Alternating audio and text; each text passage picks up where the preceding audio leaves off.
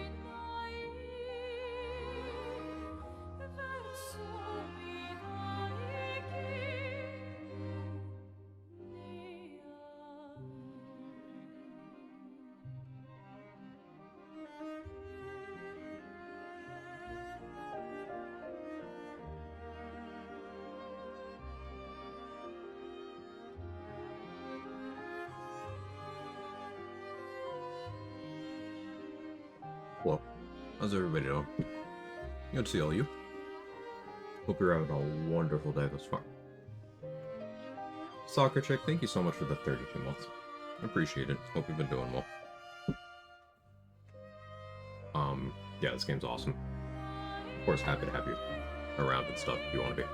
But, this game made me, like, sweat from my eyes and whatnot, with good writing, etc., etc. And I think everyone should experience it. I ate bacon, and this cat is trying to eat bacon out of my mouth. Look at this. Look at this boy. What hat am I wearing today?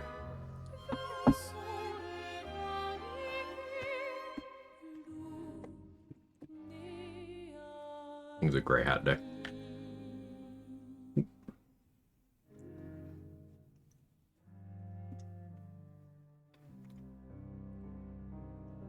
Unpaid chatter.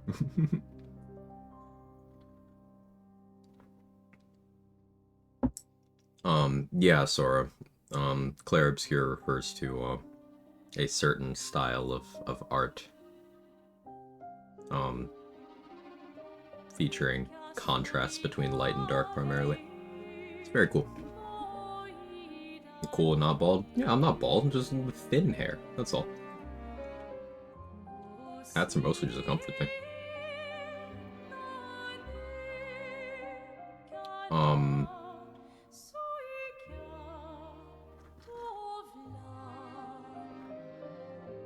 So I'm thinking there's little enough content left that we could probably finish the game inside of an hour here.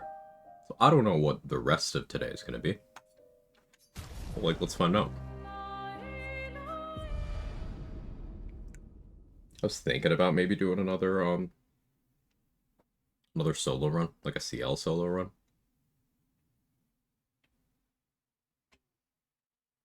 But I'm not sure.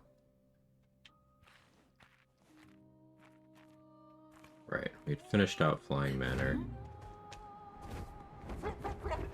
Oh yeah, the A button on my controller's sticky. I think I got some soy sauce in it. And now it's just perma-fucked.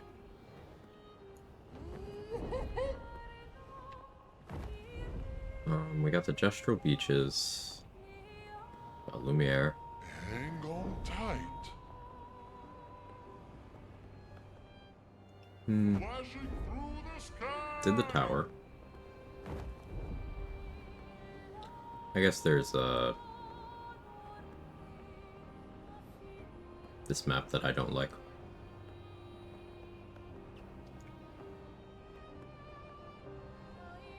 Yeah, Sora. And honestly, every time after. I have no difficulty picking that one over the other one. It's not close to me. At all. Hey, card of money.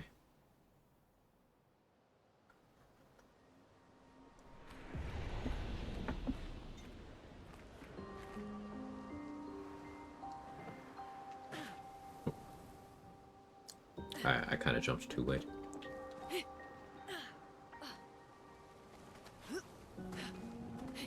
This is why I don't like this map.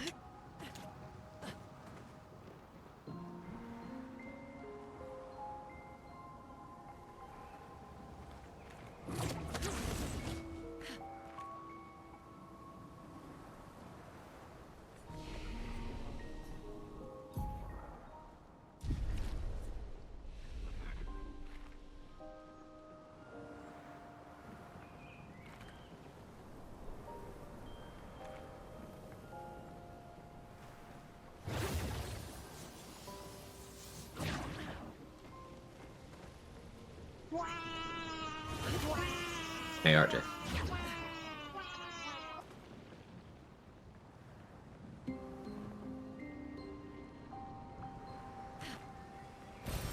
Nice. Good, more healing tints.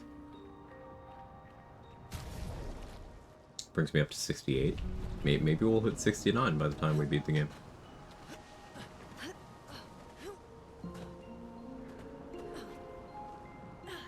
Hey, Irish.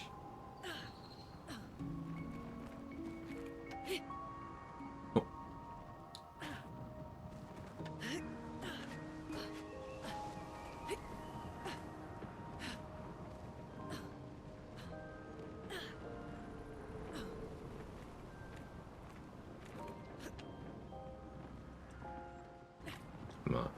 range finding. See, it was too far to the left and then too far to the right. So now I've lined it up. It was my one game I wish I could first play through again, even though probably already know the answer. What do you think my answer is? I'm curious. How predictable am I?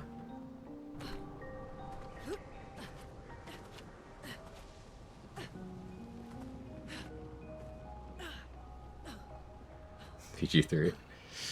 That's the one that immediately comes to mind, yeah. Okay, I'm gonna get this jump one day. Or this.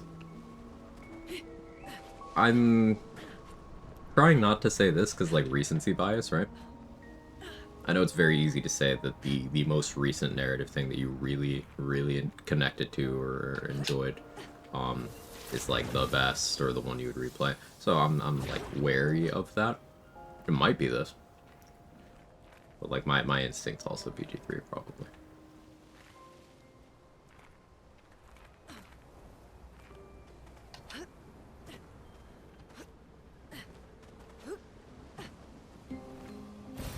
Good stuff.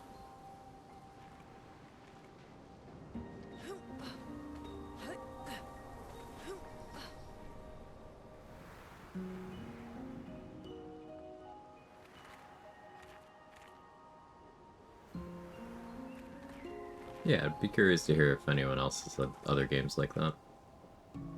A game that you'd really like to relive that first experience you had of it. Well, it could be Hades for me, too. The first Hades game. I really, really did thoroughly enjoy that. Yeah, what do you think? Oh, hi, François. I'm back.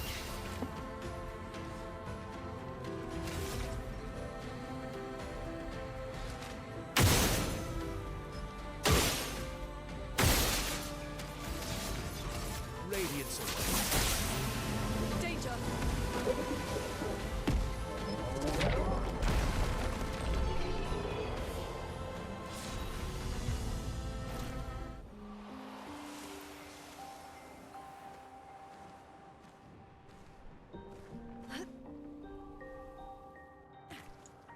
I meant to do that, it was calculated. Good stuff.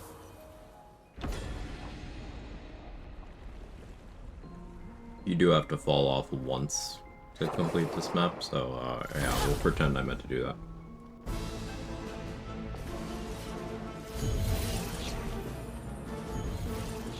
I'm back. Radiance away. Cut him down.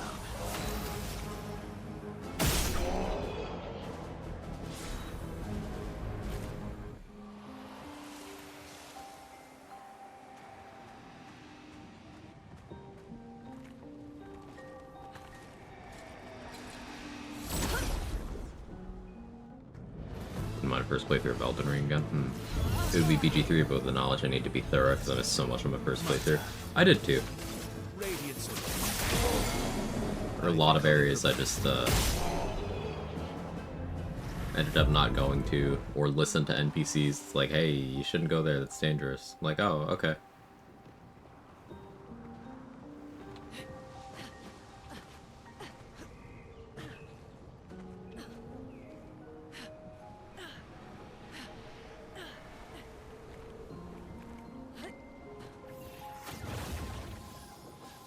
Kind of force my way through Act 3. Act 3 is way more content dense than people like seem to think it is. I don't mean people here, I mean like you'll see. Excuse me.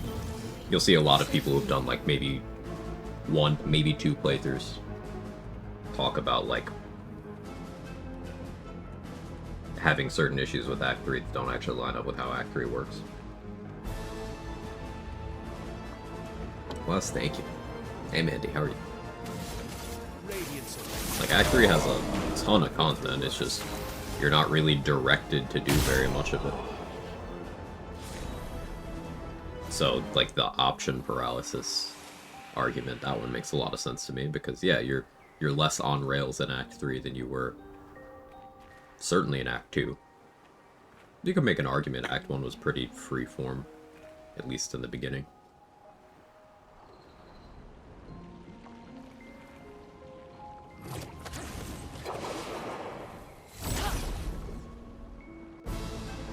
so many things so easily. Yeah. Good, I hope you're well. I'm doing okay. Like a phoenix. I really probably should have pushed like an extra hour just to finish out this playthrough last time I was playing, but the last 30 minutes of that session was a lock-in and a hard fight, so I ended like as soon as we were done.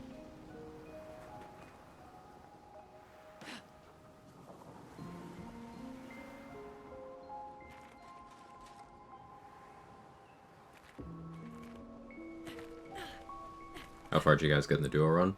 We're like 3/4 to level 7.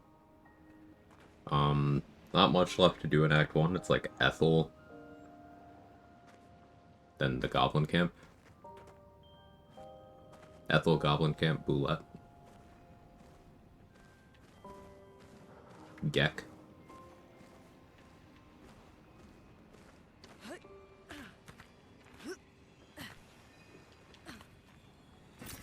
Good stuff.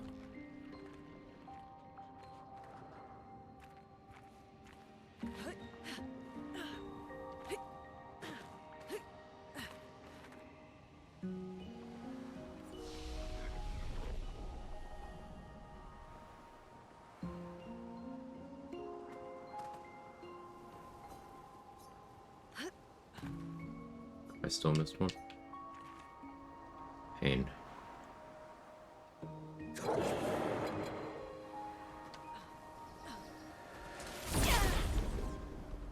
Sorry for calling it early, just we settled like second half. It's okay. It's okay. You know, 11 hours is a bit of a short session, but you know, what can you do? It is what it is. Last-ditch effort.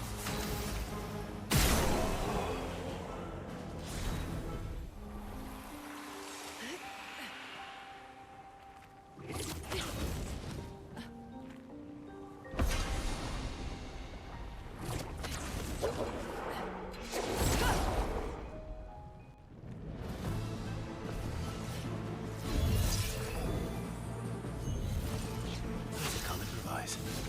Radiance away. I've lived through worse.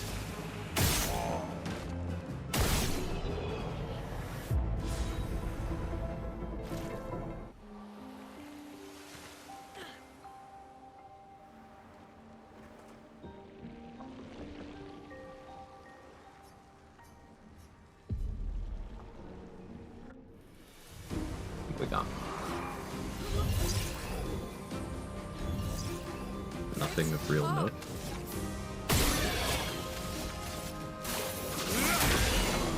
Last-ditch effort.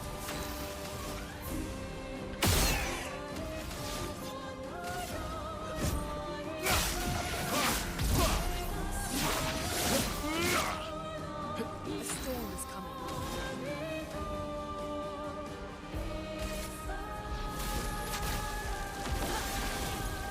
I know you absorbed A those. storm is coming.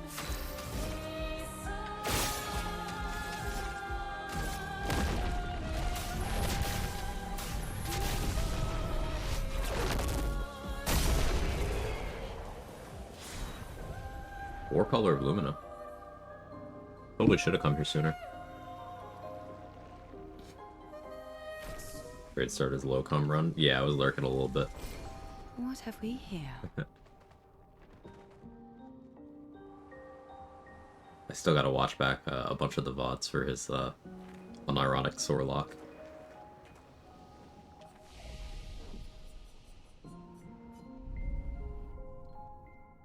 But I'll watch that one too.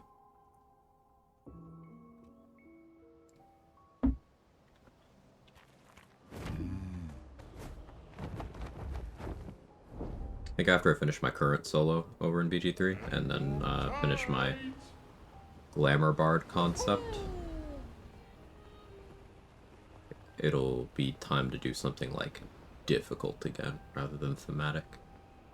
I don't know what though. Maybe another level 1.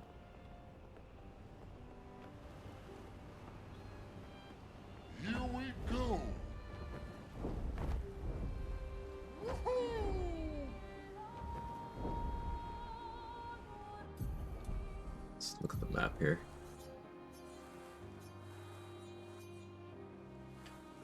Painting workshop I can't complete because I haven't gotten the required quest items. Through the sky.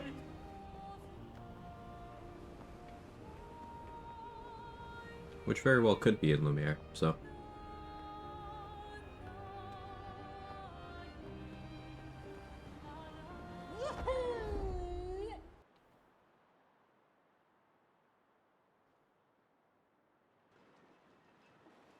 Level 1 extra encounters while Crown Absolute Wrath. Yeah, maybe level 1 with the difficulty mods. Oh yeah, anyone cares about spoilers for this game, like, I'm literally walking to the final area of the game right now. So, if you care, avert your eyes, or don't pay close attention.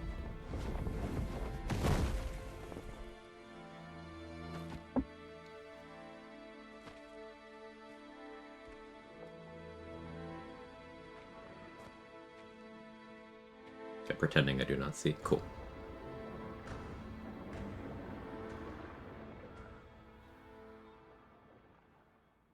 Wait for us here. It's dangerous for you near Papa.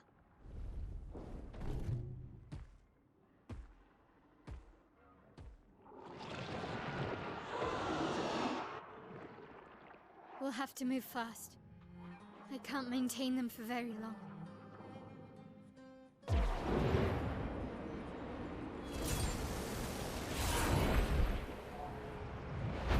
The characters in this game are shameless aura farmers.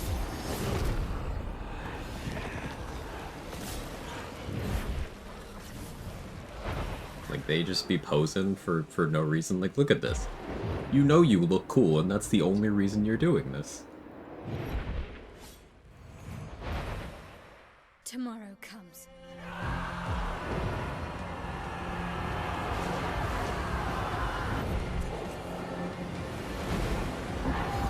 Hey Chester, scene goes so hard, yeah.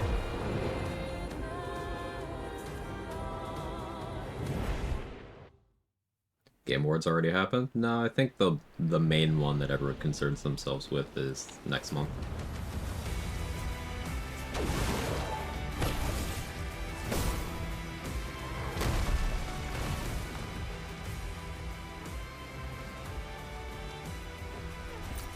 Good stuff.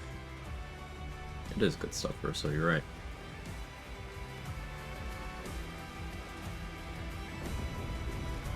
Let me use the flag. These expeditioners are glorious wreakers of havoc. The sword of Lumiere.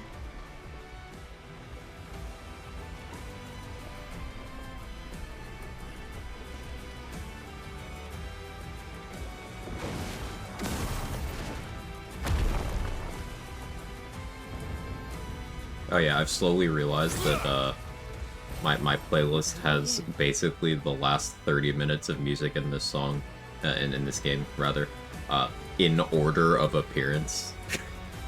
Just unintentionally.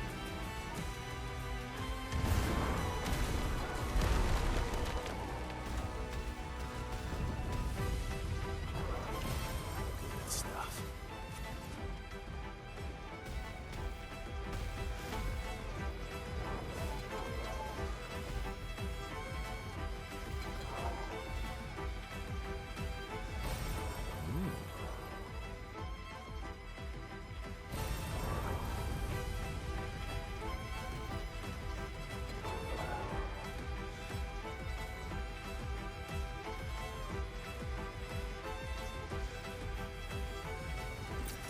Well, that will help.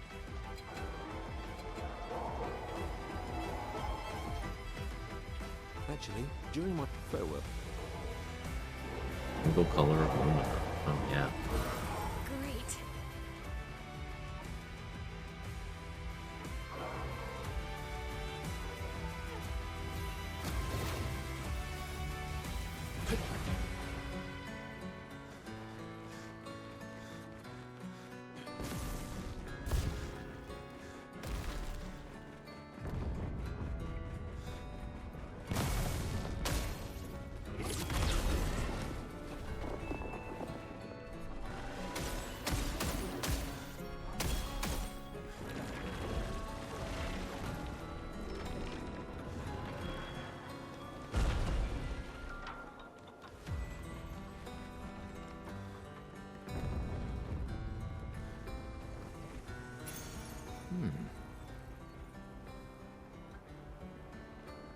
New Picto's fun.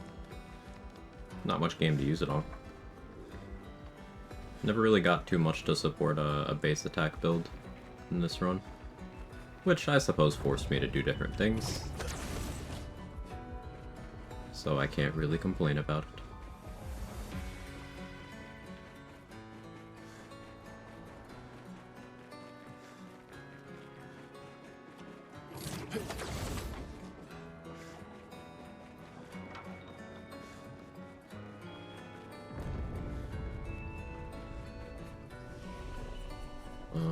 Challenges.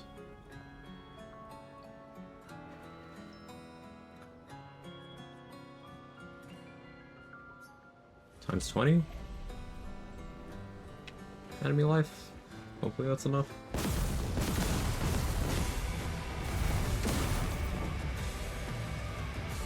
Hey, Control. Thanks for streaking, buddy.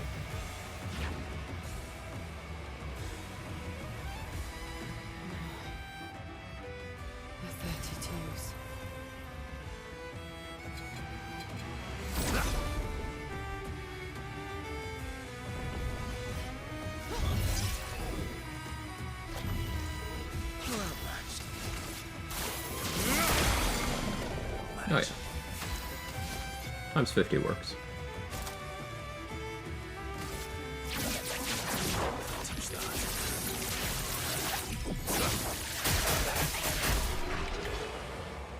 Alright then, how's today starting? Starting off good.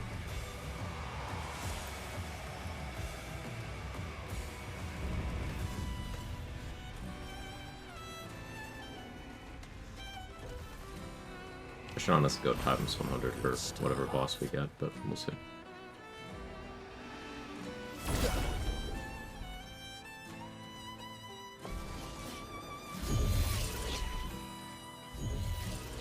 I've lived through worse.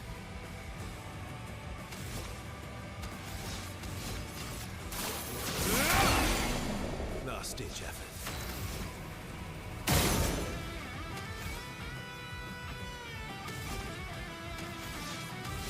The input's too fast, my controls are locking.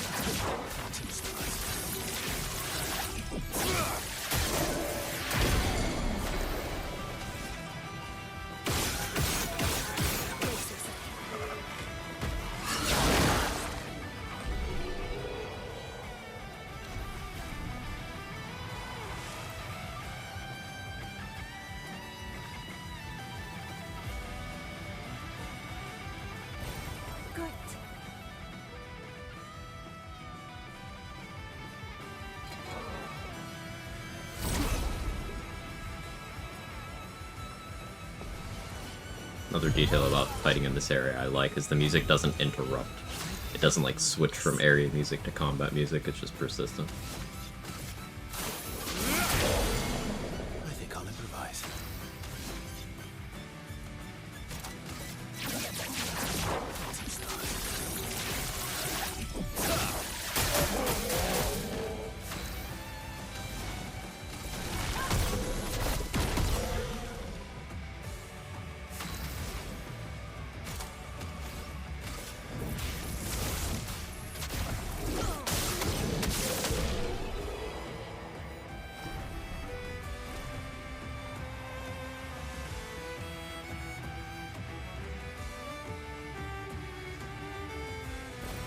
Good stuff. Your father. He's at the tower. Yes. I am.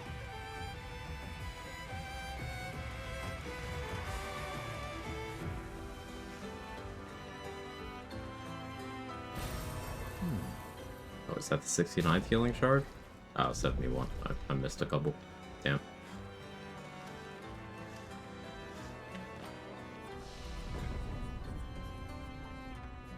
Let's go times 50 on enemy health. That was times 20 we were just fighting on. Like, CL hasn't gotten to take a turn yet today, so Nice. let's at least make it so enemies have enough HP that that's a possibility.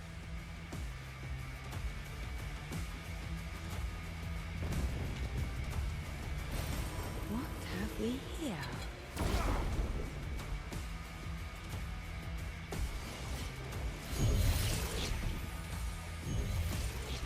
worry. I'm here.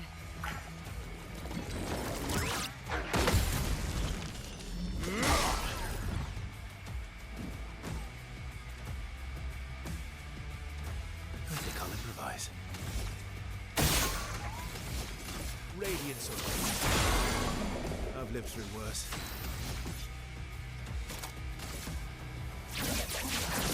Touch that.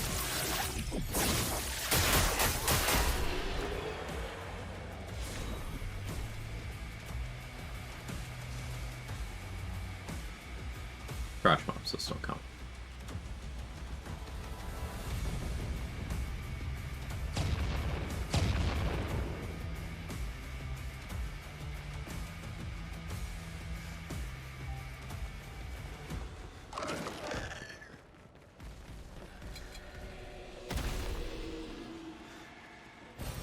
Good stuff.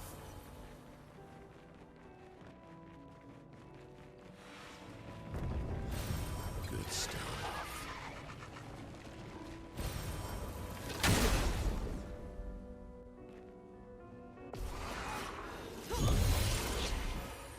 I think I'll improvise.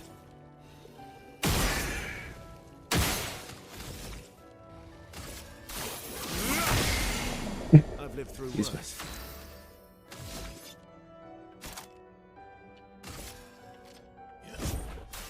I've got this.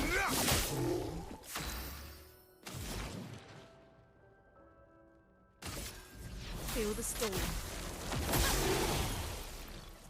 Let us stain them.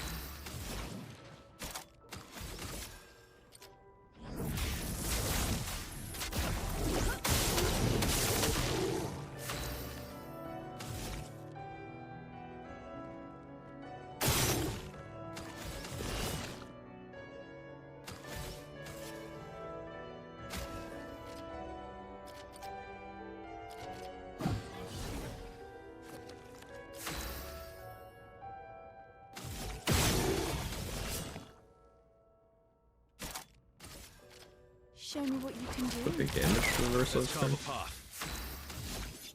Surely it's just Endbringer here, right? End of the line.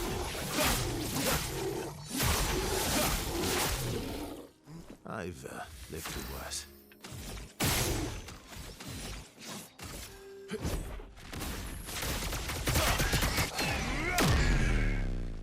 Chroma is flowing.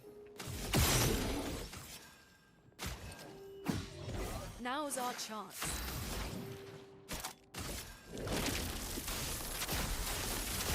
Let's go.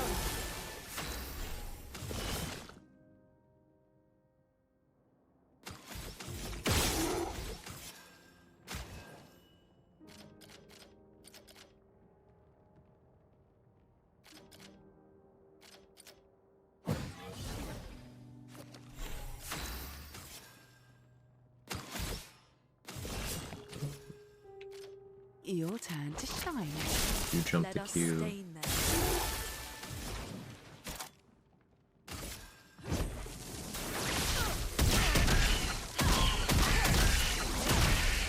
Yeah, that's a healthy amount. We've got work to do. Feel the storm.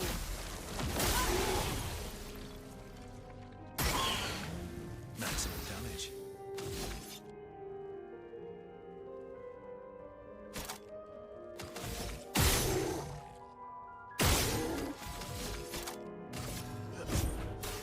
I've got this.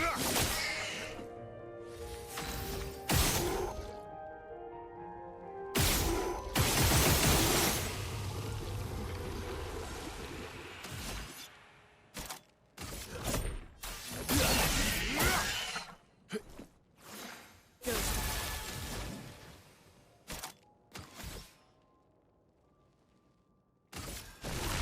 Quake in fear.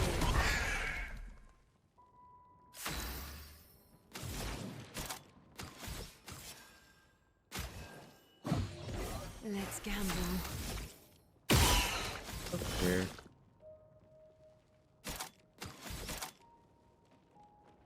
Do you stream? I download OBS. Sign into Twitch on OBS. Click start streaming. That's the severely abridged version.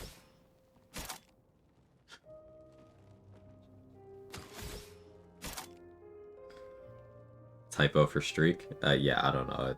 It should show up over your chat window somewhere.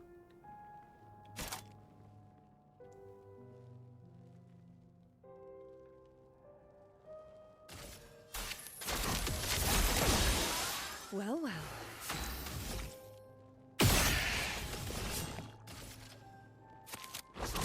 That was Babby form. First you gotta churn the batter.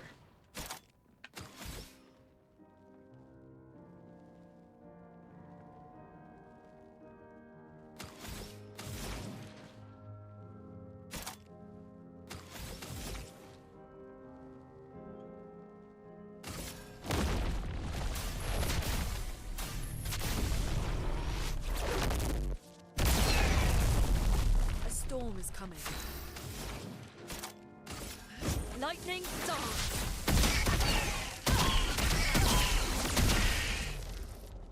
Let's carve a path.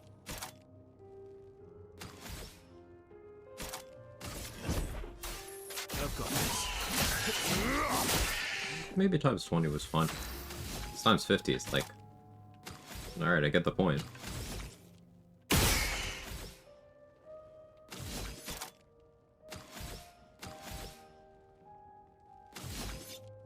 Radiance away. I'm ready.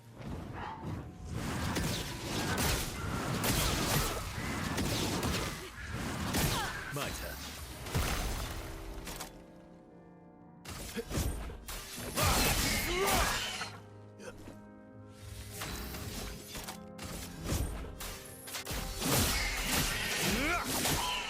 A storm is Thank you. coming.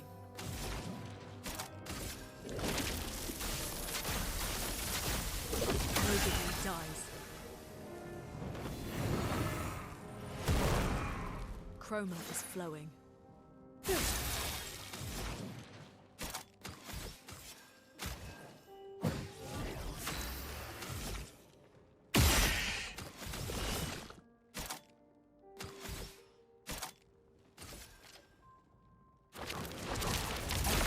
Here we go.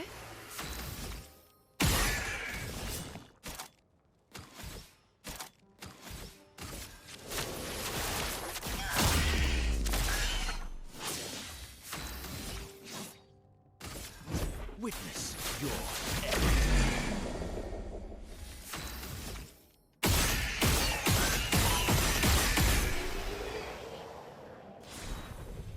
X-Color, I'm gonna take those.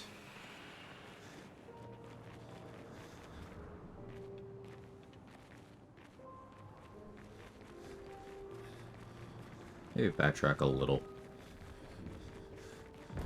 Times 20 felt comfier.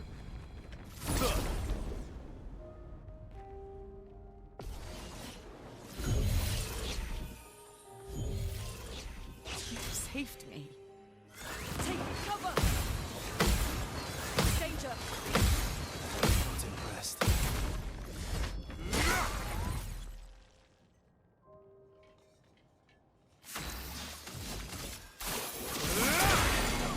You're outmatched.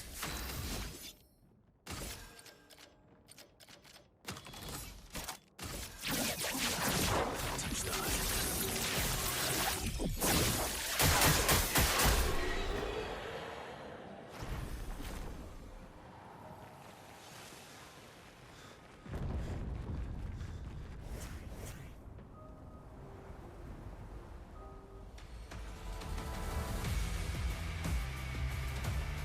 Back to the hive area instead of the ponderous area. Challenges, times 20. And we can assign some color of Lumina, I suppose.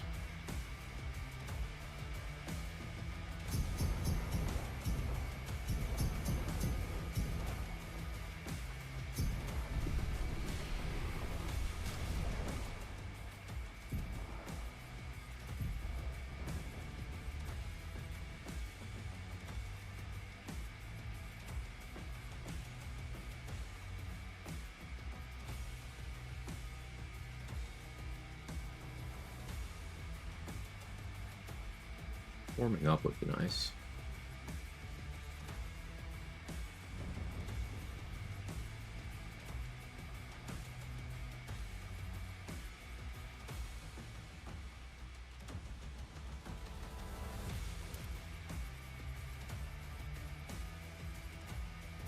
So do that.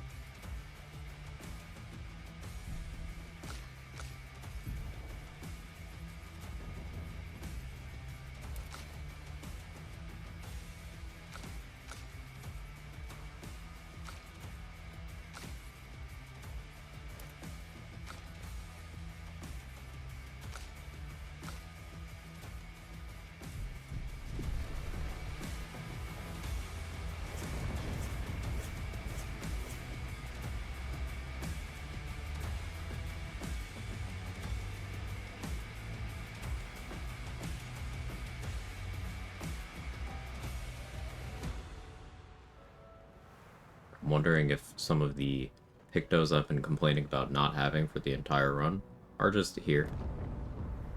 Like, I'm fully expecting to see Sniper,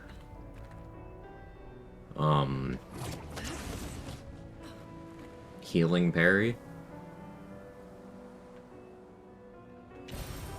Interesting. The Opera House.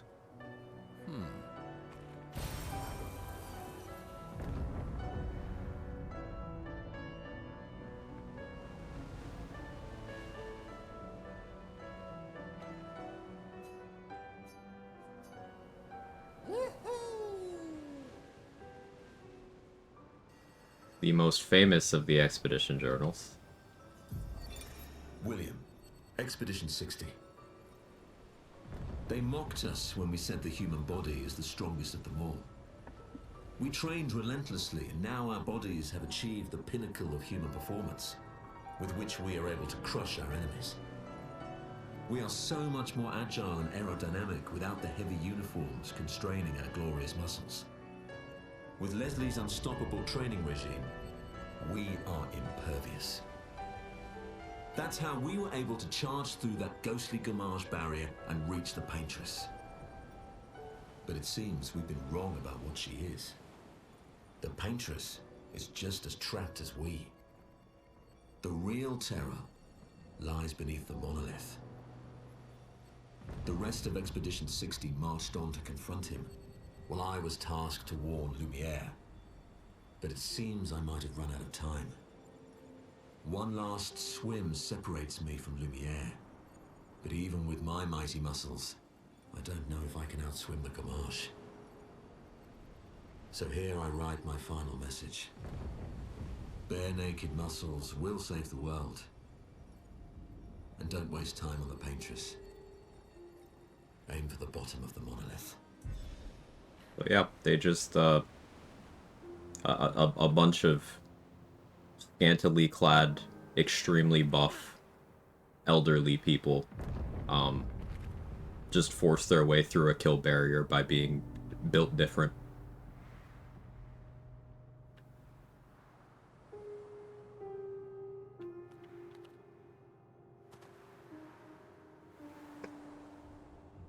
When they get past the barrier, they're just that strong. Lovely. It's amazing stuff.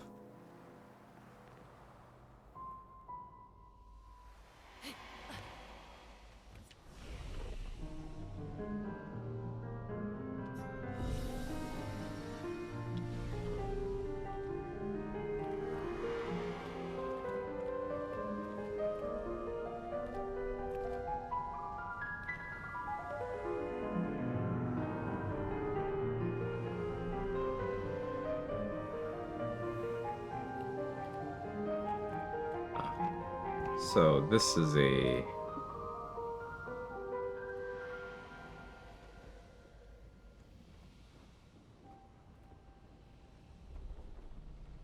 Okay. This curtain isn't supposed to be closed. So I have to use the randomizer tool to mess with my save file real quick to open that. Yeah, If you trigger the final boss fight early, then this curtain closes. So you have to use the tool for that. Hmm, lovely.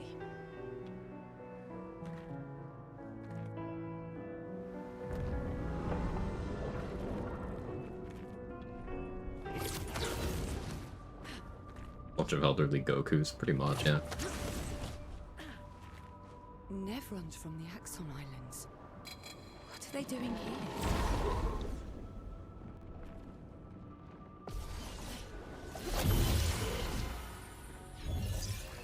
Get up.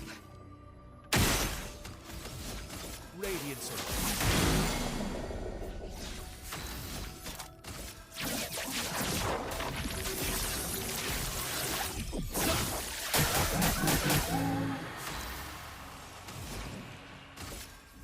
Feel the storm.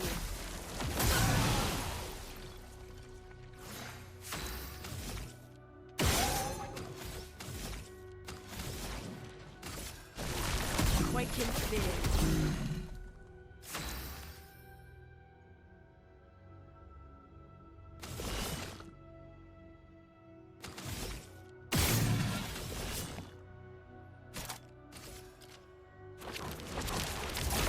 Ready?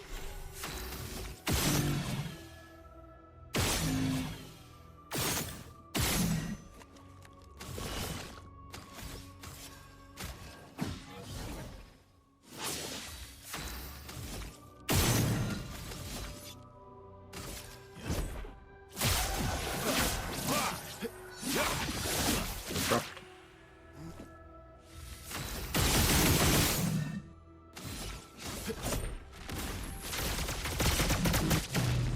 always come back.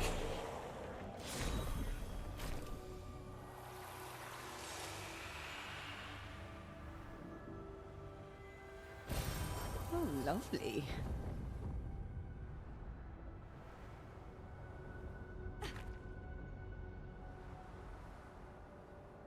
So, inexplicably in vanilla, this Picto is the same as the one around the corner. There's just a weirdly placed dupe, What have we here? but not here. Critical cursed power. Plus 25 crit chance while cursed. Would have been nice to find earlier. Would have had time to use it.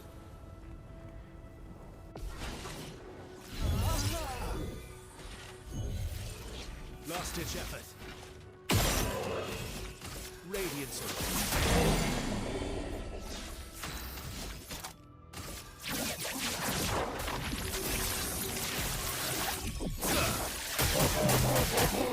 Chroma is flowing. Thinking about what I want to do with the rest of the stream after we get game here. Solo CL run, maybe? Maybe start that? I don't know if I'll do that entirely on stream, like that might be an off-stream side project, but Elements converge. wondering if I do like double enemies or anything.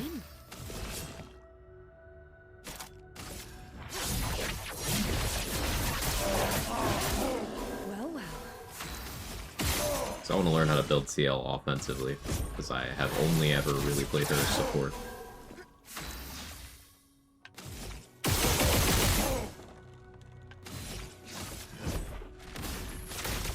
Still on mode E33. I'll always come back. Messing up a parry and losing a playthrough is something I don't know if I have the fortitude for today.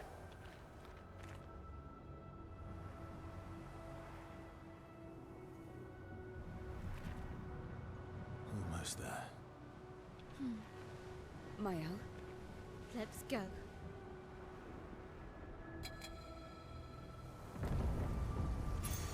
Nice. Okay, yeah, so that is still just a dupe. I guess the way the randomizer works is it swaps out items in the list rather than swapping out the rewards themselves. Really?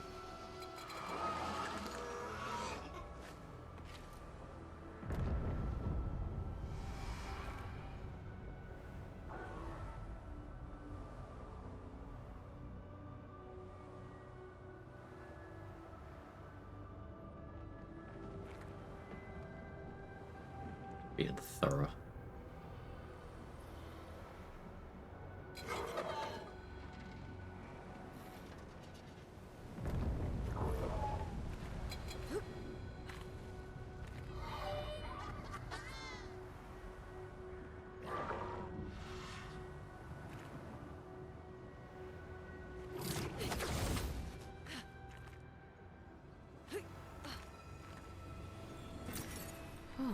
Lovely.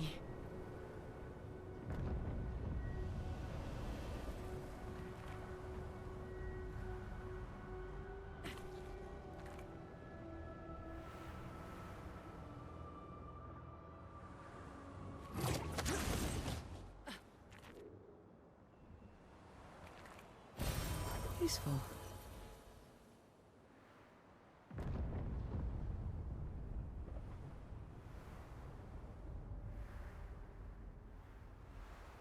No, oh man. She got. Ah, the vendor in Lumiere has 15 resplendent catalysts. Yeah, you know, that's about what I figured. This is the crafting resource I've been most strapped for the entire game. And of course, the last vendor in the game has 5 times as many as I've seen across the entire playthrough.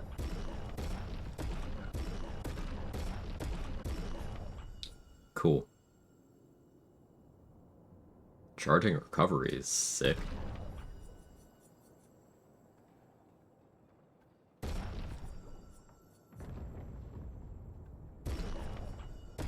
I can't just buy all these.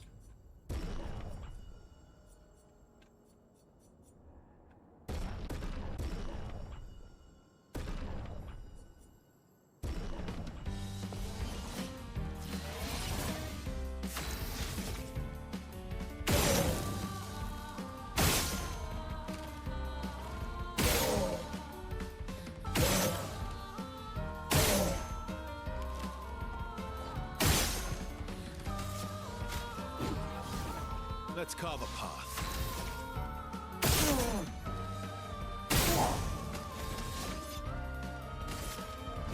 Your existence ends now.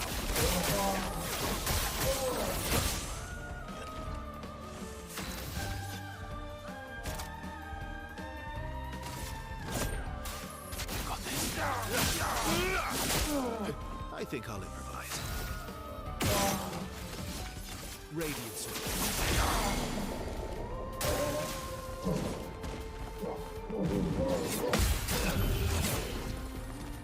Second chance.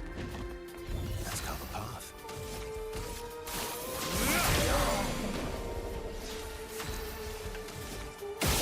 Let's try it.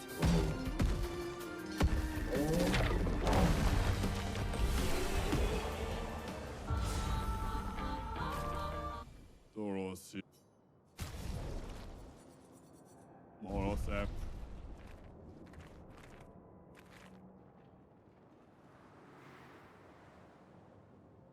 Papa is somewhere past the gardens.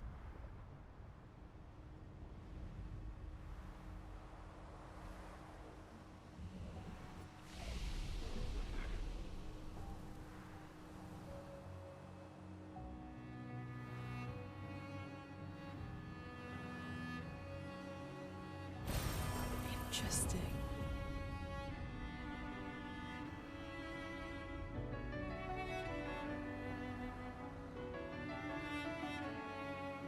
Alright, this game's too fucking good.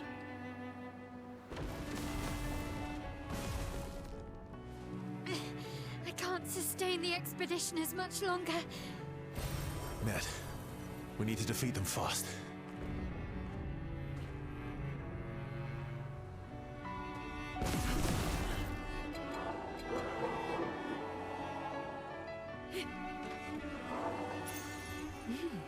Interesting. Dupe of Survivor. An advantage.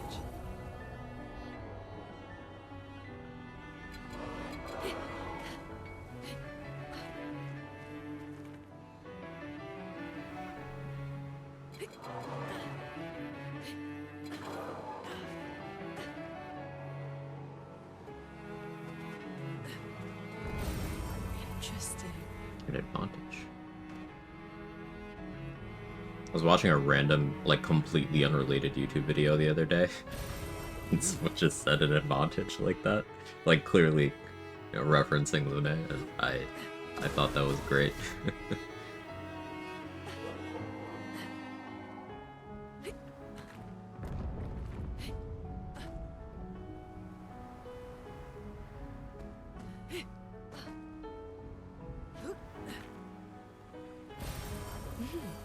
Interesting.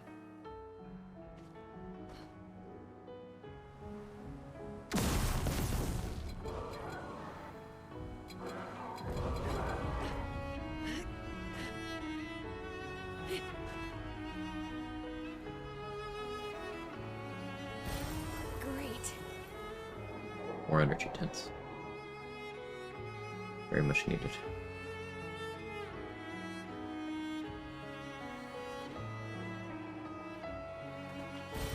Good stuff.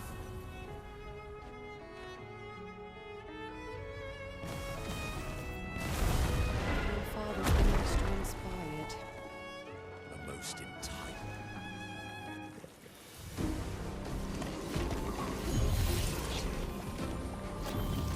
Cats staring at me? They do that.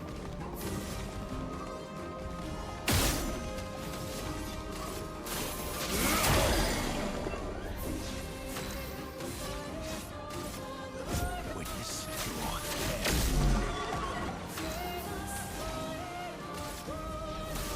Feel the storm. A storm is coming.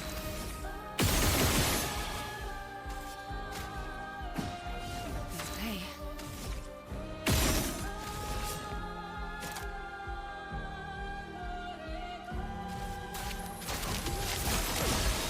Do me in.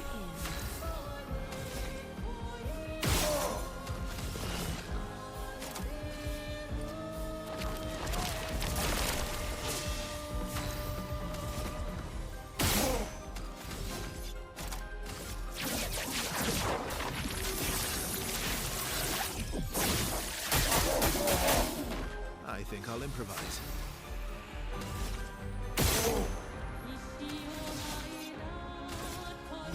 End of the line.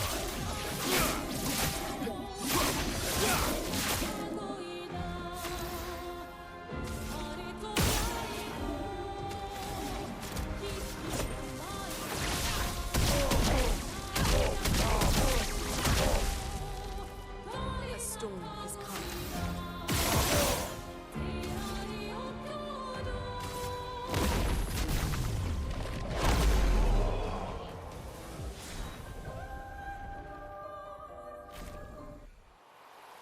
Well, I get upgrades for Mael's starter weapon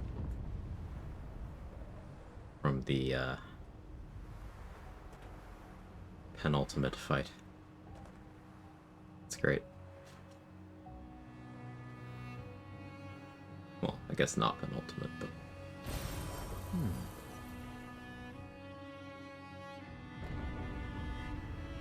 Papa's over there. And the chroma we need to bring back Lumia.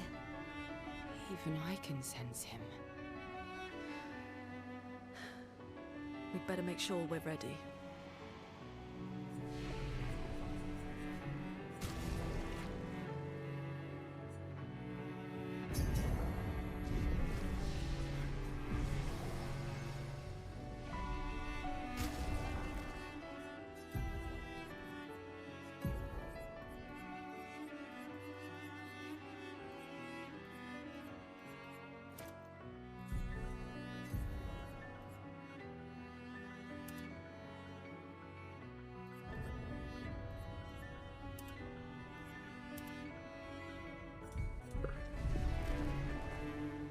gonna be the song.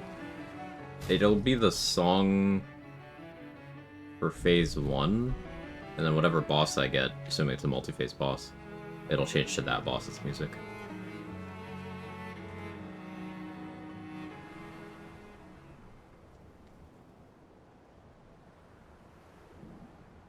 So, in theory, this could be any two-phase boss, if my understanding of how this works is correct.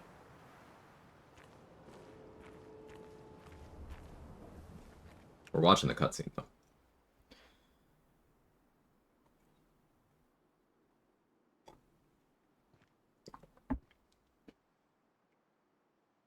It's a pretty long cutscene, actually. I'm a little neurodivergent today. We're not watching the cutscene. What do we got? Goblu and Goldbro. Luck smiles today.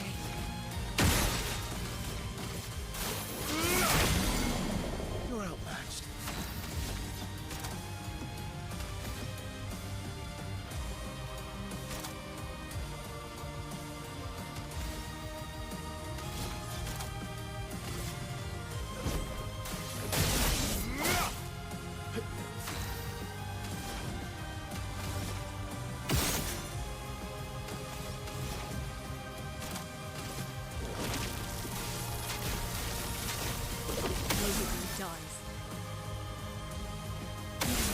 going.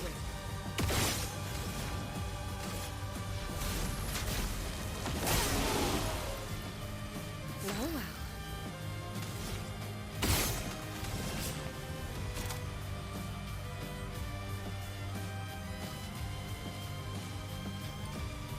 Show me what you can do.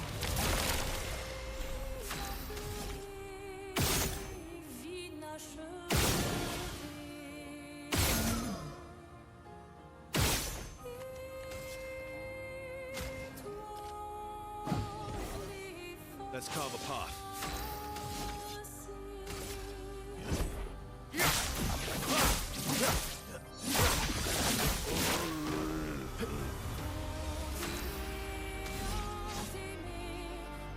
There's the music.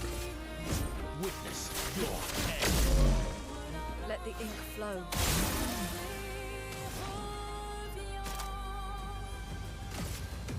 Lightning dance.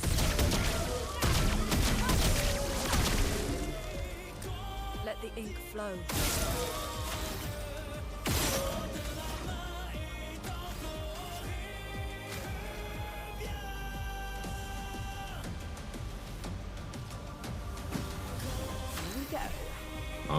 Mommy? I mean, Golgra?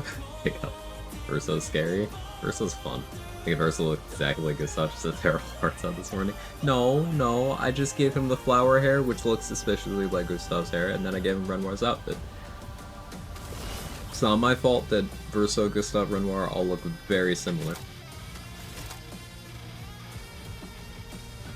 I think the fan theories are an indication of that too, right?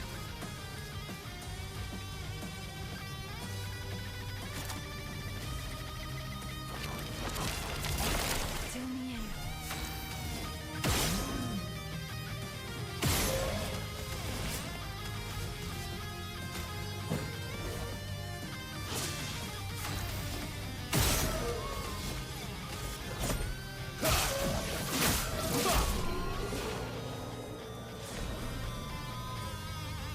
Alright.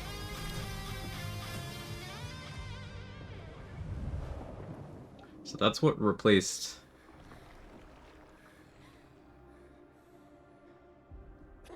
the final boss. Well, not the final boss, but ironic.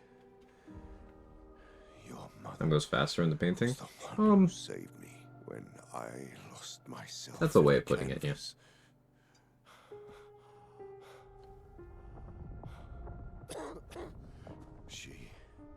She taught me how to safely use like, our Renoir was trapped under the monolith for 67 years. soar without flying But too close to the sun.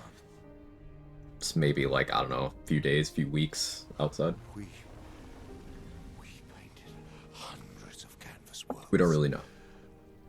Pushing the very boundaries of creation. And she never let me forget that every day we spent here has a price.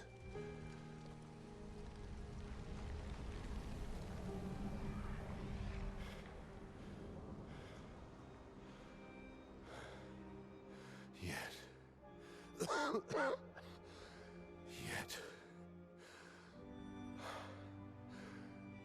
here we are now. So trust her. If she's doing this, then... I trust what she taught me.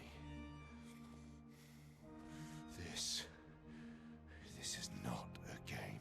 You think you know what's at stake, but you don't. I know precisely what's at stake. You want control. You want to feel like you're doing something. You couldn't save Verso, so you want to save us. Except you're not. Destroying the canvas won't help us move on. It'll just deny us the one place that helped us feel again. 67 years. 67 years I spent trapped within the monolith. But I persisted. Do you know why? Do you know why I cannot leave her or you behind?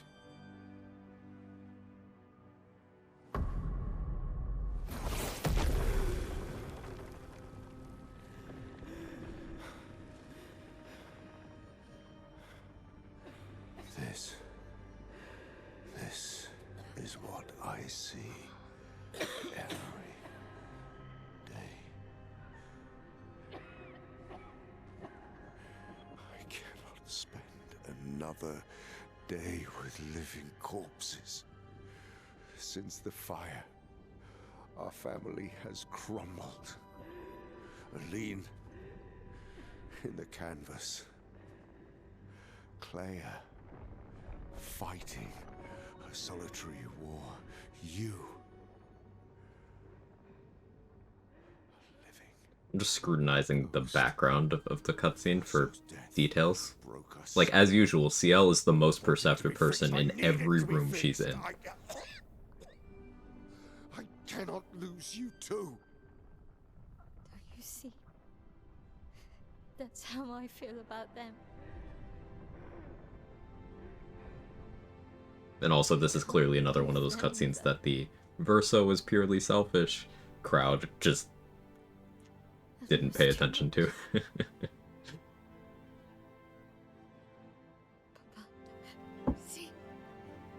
I've lost so much. We both lost so much.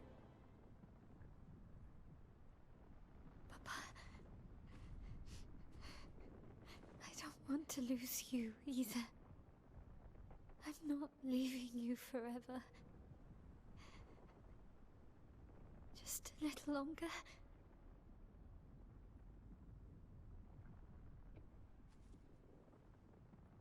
I want to trust you, but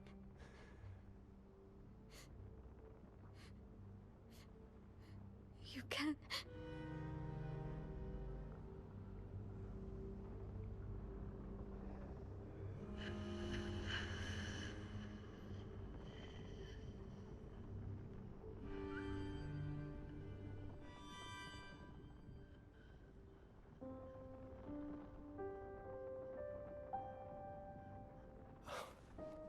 keep the light on for you.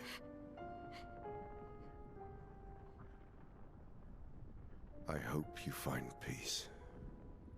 Think Keith likes turkeys? I think so. Hold on to each other.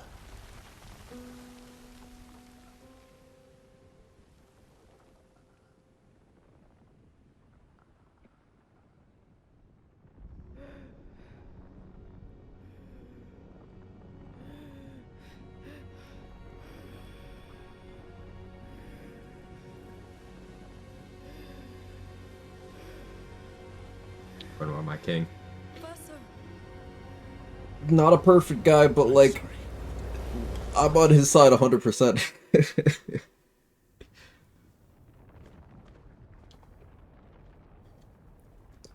He has failings just like any other human does, but he's 100% in the right.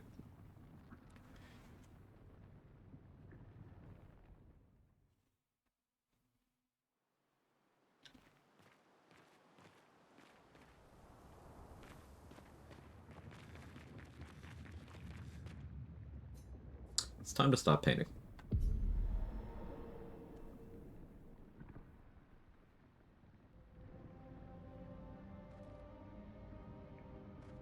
Also, I think it says how highly I think of, like, Renoir as a character and as a performance, that's now the first thing I think of when I hear Anti-Circus. Like, straight to the top of the queue. It's crazy.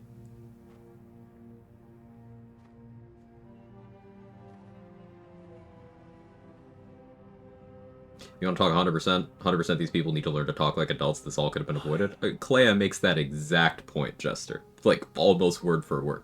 She says about Renoir and Aline, neither of them is adult enough for the conversation they need to have. And she's right. Painting, aren't you? I but like Aline's childish, Renoir's hyper fixated on Aline, and that leaves the children, who are children. Now, sure, Verso and Clea are adult children, but you know, Verso's dead. And Clea is having a rather complex trauma response because the parentified child, you know, and then there's Alicia.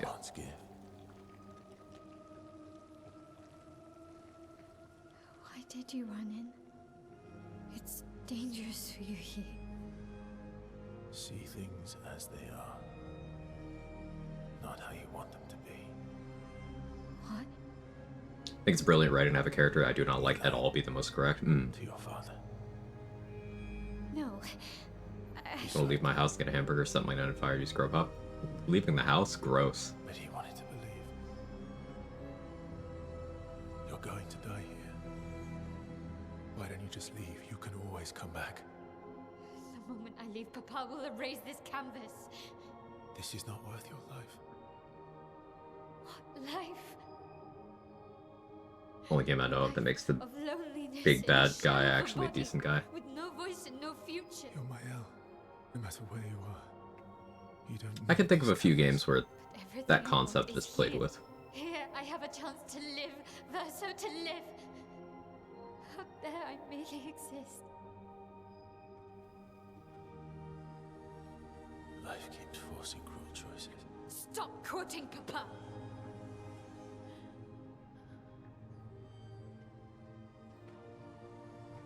Just, you know, like I never play this game because the way how things are going, but speak highly enough of it, enjoy the streams enough, spend the money to support the dev. I am really curious to see what Sandvault does next. It's possible to paint other canvases inside another canvas. According to Lune and Mael, yes. Verso.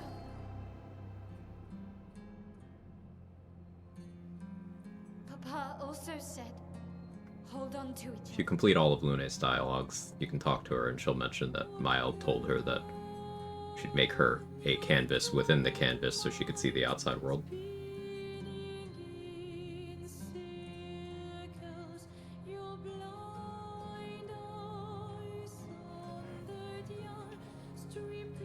I'm sorry.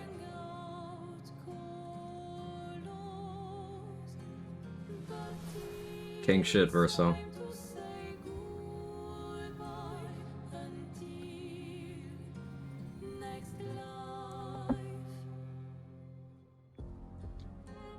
But yeah, building on what RJ and Jester mentioned, he wants to die. Yeah, Irish, he does.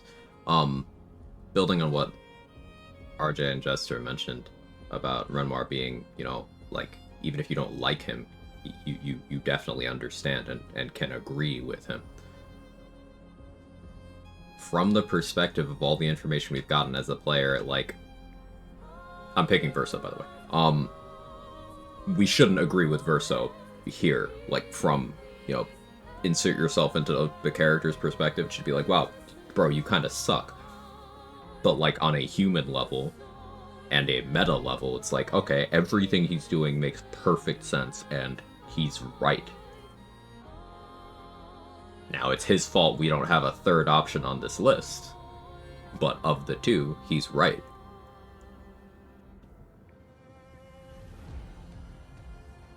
Also, this is my favorite song in the game.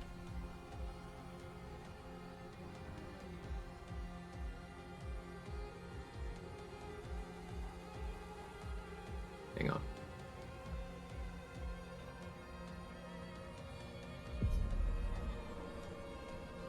I don't know what enemy we're getting at here, but... Final boss, by the way.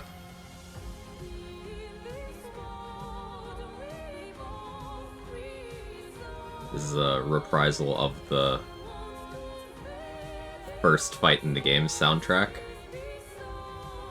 The first fight, this song is Our Drafts Unite, and then this one is Our Drafts Collide.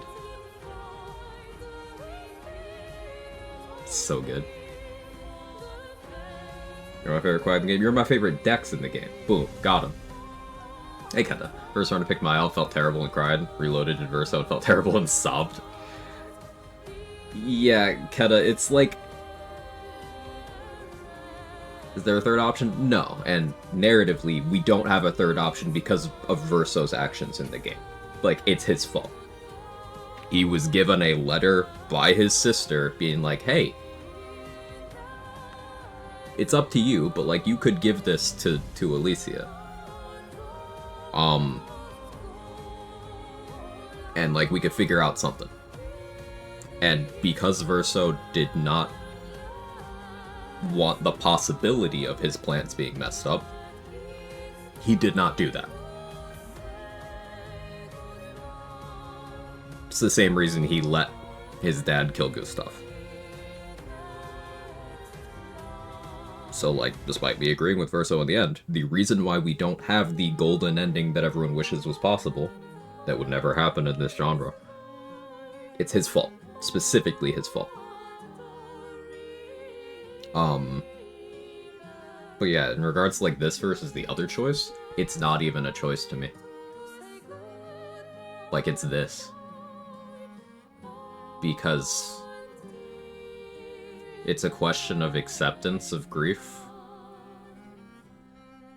It's like letting go versus escapism that is going to extend suffering and kill at least one more person.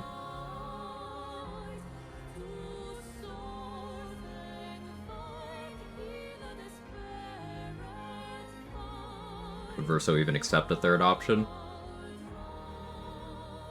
I think he would, because we see him waffling in the preceding cutscene. Like, he completely changed positions while he was stun-locked in the previous cutscene, and CL noticed that. That's why we saw Verso stun-locked staring at Aline, and we saw CL stun-locked trying to figure out what Verso was going to do next. In the background of that conversation the entire time, like, the second the portal opened, CL turned to Verso and was like, uh-oh.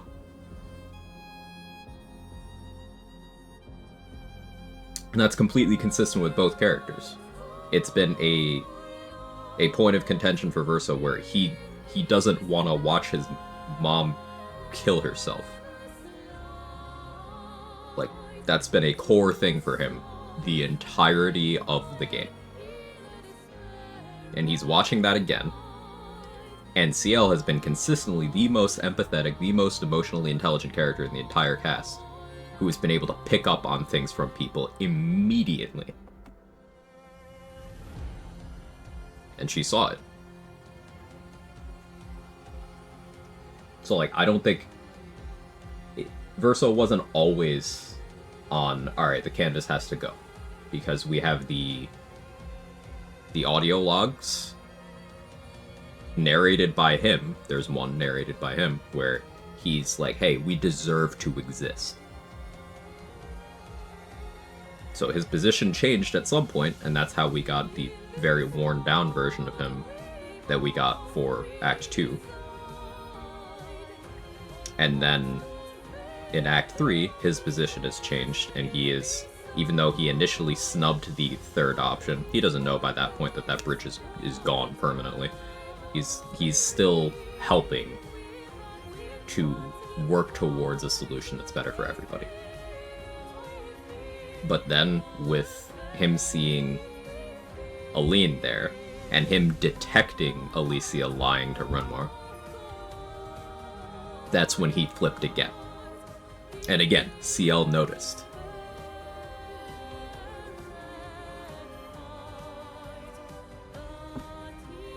Have I seen the Alicia ending? Yeah, I have. Want to comment on it? Want your approval? Yeah, absolutely, Sora. Go ahead. I've seen it. I haven't done it on stream, but I've seen it. See, I'm a Myo leader because I believe the people, creatures, and canvas matter and exist, observe their existence. Here's the thing, Jester. I don't disagree with that, but I find it interesting that anyone who leans against the Verso ending brings up that first as their argument, because I'm 100% in favor of the Verso ending.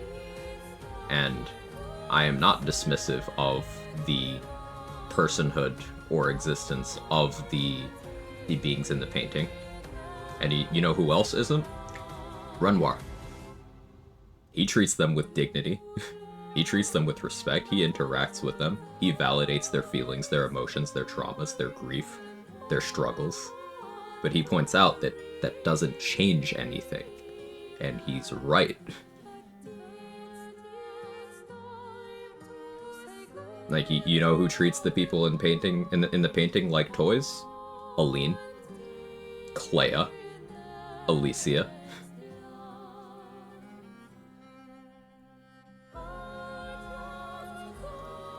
You know who doesn't? Both versions of Verso. Real Renoir. You could argue that painted Renoir does, but painted Renoir is an intentionally disingenuous version of Renoir created by Aline, specifically to punish him.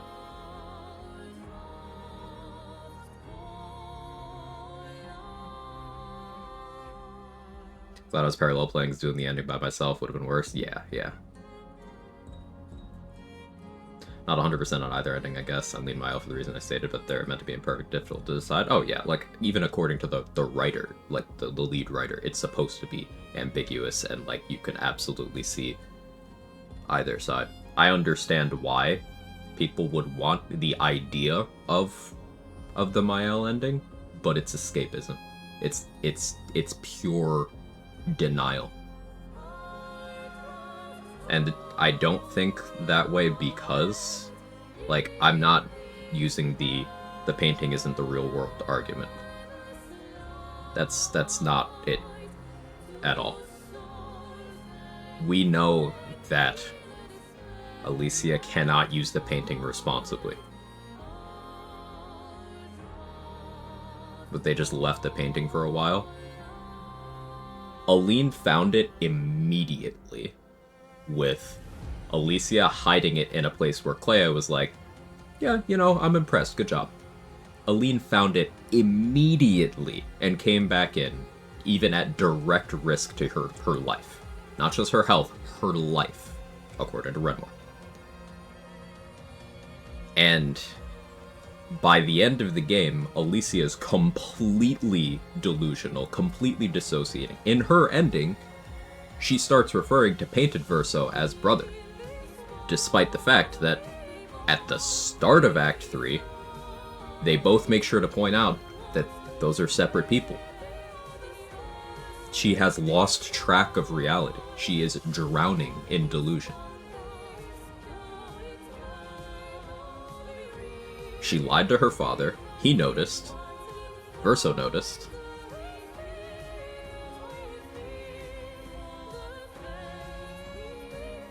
Verso's just as heartbroken as ending for SK and Minoko. Yeah, kinda. And I find it really interesting how some people are, and I'm not accusing anyone here of that, some people, they try to paint Verso in this, like, light where he's a complete monster, like, heartlessly erasing his entire world. And no, that's not. I am not saying he has the moral high ground on most of what he's doing. Again, he is a murderer, he is a traitor, he is a liar. He selfishly denied the possibility of any positive third outcome where everybody gets what they want. Like, absolutely. Those things are true. You don't have to make shit up for those things to be true. But, like, clearly, a lot of what he's doing is motivated by minimizing suffering as a whole. And he does not want his friends, the people dearest to him, to suffer either. And he does fundamentally believe that they have a right to exist. We can hear him say that.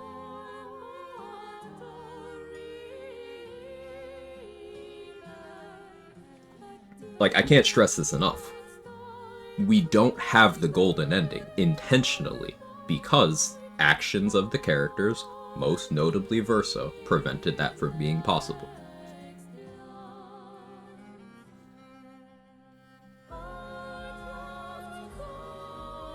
Like, Verso even hypothesizes that Gustav could have talked Alicia down. So there's that, and then also he didn't give her the letter. So he did two specific things that could have had a huge impact to prevent this fight from happening.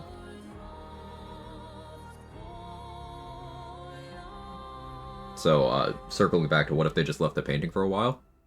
Neither Aline nor Alicia is willing to. And Renoir knows this. Verso knows this. Clea knows this. Because they can't use it responsibly, it has to go. Like, Alicia deserves to properly heal as well. She's not evil, she's a teenager, can't navigate grief because nobody's showing her how, if I recall correctly. Yeah, she is a child who has experienced more loss than anyone should have to across a lifetime. Like, the only family members who treated her with any sort of, like, warmth are Verso, who died for her, and her father, who is trying to stop his wife from killing herself. Her mother outwardly and actively lashes out at her over the loss of her brother, and her sister passively lashes out at her over the loss of her brother.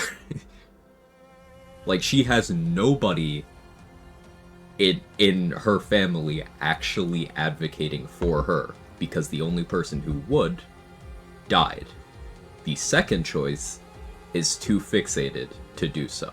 So, the main failing that Renoir had, aside from having an adult fucking conversation with Aline, which we saw him try to do, she just kept snubbing him, but still, he could have kept trying. He failed his daughter. He did not do right by her, and the reason why she is so lost in the sauce here is because everybody in her family except for Verso failed her. I don't think she's responsible for any of the horrible things that she does in her ending. At least not in their entirety, because, like, she is a traumatized child who is not processing grief well at all because nobody else is.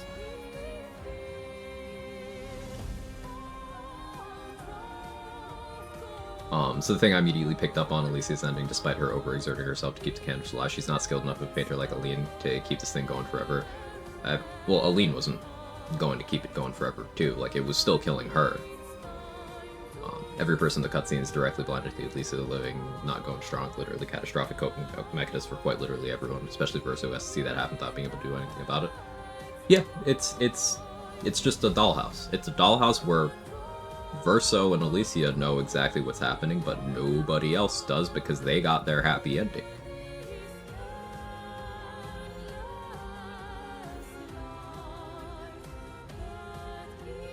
Her mom's killing herself because her son died and blames Alicia, which is also her child, which is fucking wild as a parent, how she's supposed to know how to heal without even one helping hand. Yeah, Kata, that exact thing is why the only person I hate in this story, like hate, is Aline. She's a terrible, terrible mother. I would veer into calling her a terrible person in general because of how she treats her entire family. Like, Aline is the worst. Just awful. And I'm not saying that people are not allowed to grieve in their own ways. I'm not saying that people will always handle unimaginable loss well. But, like, a lot of what Aline does is rooted in malice. Yes, hurt people, but I really can't justify, like,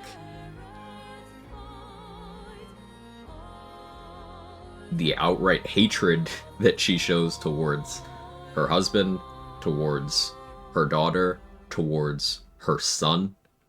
Because once again, there's a fragment of Verso's soul that's in prison, forced to keep painting indefinitely to maintain this place. Like, remember, the painting is not only running metaphorically on, like, the grief and suffering of the Desange family, it's a piece of Verso's soul that's being tortured to keep the dream going, to keep the delusion of, hey, he's still here, going. And Aline and Alicia being willing to enslave the last remnant of Verso existence just so they don't have to have the processing, the conversations that they need to have about their grief, that puts them in the wrong. Now, Alicia's doing it because she's had no role models. Again, Verso died, so she has no positive role models. Clea is just too focused on staying detached from the situation and dealing with the stuff outside the painting to bother to put in any effort for her sister. Although she does do a tiny bit in the Endless Tower dialogue. It's the warmest moment we get to see from Clea, even, where she gives some heartfelt advice that I interpreted in a way of like she's trying to stop her sister from becoming her. Which is very real. That's very raw. That's very human. But like Aline's crash out, just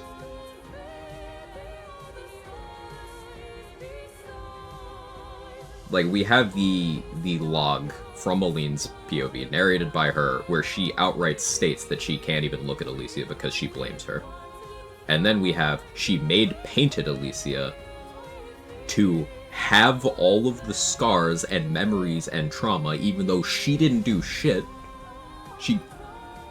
She was so determined to lash out at her child that she made a copy of her child as a hate sink. And then she did the same thing to her husband after she kept snubbing his attempts to keep the family together. Again, we get to see Aline's memories of her just ghosting Renoir every time he tried to, like, get in a room with her. And then Painted Renoir will mention that Aline forced him to inherit the memories of losing Verso, perhaps as punishment for not being there when it mattered most. His words. So, like, the only member of her family that we don't see Aline do dirty is Clea, and that's because they never really interact, and because Clea chose to distance herself because she doesn't want to deal with her parents being fucking children. Maybe Aline blames herself the most for Verso's death. She is stated to blame Alicia the most. Unfortunately. Like, I could give her that grace if maybe she blames herself, but no, we have plenty of evidence that she is at best third on the responsibility pecking order, even in her own mind.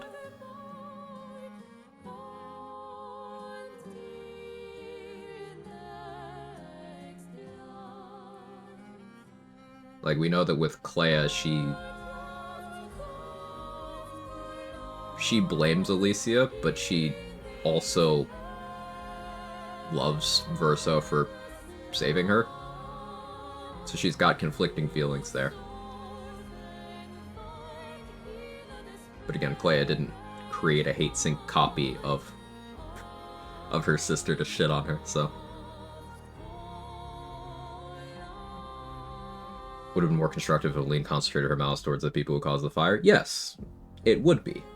But she's not processing. She's numbing. She's using the canvas as a numbing agent, deluding herself, rather than confronting any of it. Like, all of it's still a fraction understandable because grief as a uniform can turn people into monsters. Doesn't excuse it. It does happen. Yeah, like, I am not getting on my soapbox and trying to say that everyone has, like, an entirely positive response to grief and trauma. Like, no, never. But Aline failed as a parent catastrophically by intentionally making that grief worse for her child. And then also, that's before even getting into the functionally supernaturally torturing her son's soul. And then creating an entire race of humans to suffer as toys and pawns in a war between her and her husband. Because she won't leave, even temporarily.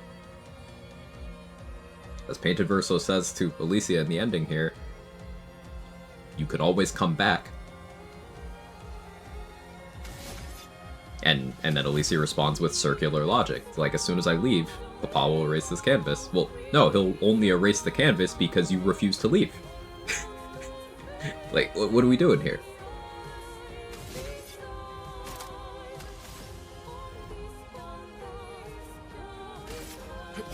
Your existence ends now.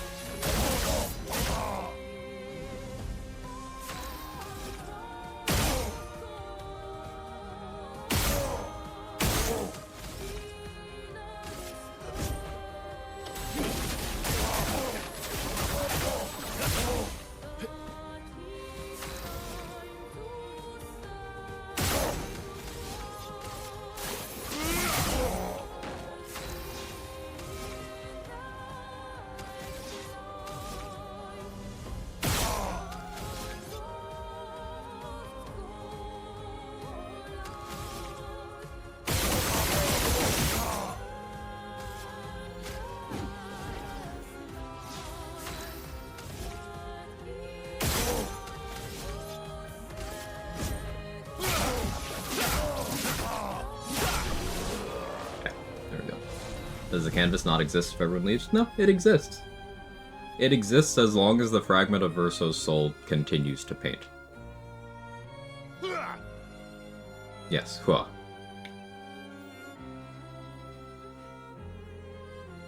Aline and Alicia could just leave. But, as Renoir points out, their powers are addictive. And he himself has been enthralled by them and addicted to a canvas once before. And it was Aline who saved him from that. So he recognizes both sides of like that issue. And yes, he is trying to decide for other people, including in how they handle their grief, which you can absolutely take issue with, but he's also trying to save their lives.